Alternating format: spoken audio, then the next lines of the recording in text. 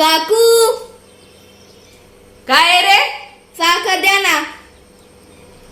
पाठवलं काय नी? काय नाही काय मागायला? तुम्ही काय कधी रेशन भरता का नाही रे? का उपळ सारखं साखर द्या, चहा पावडर द्या, नको करून सोडले या शेजाऱ्यांनी.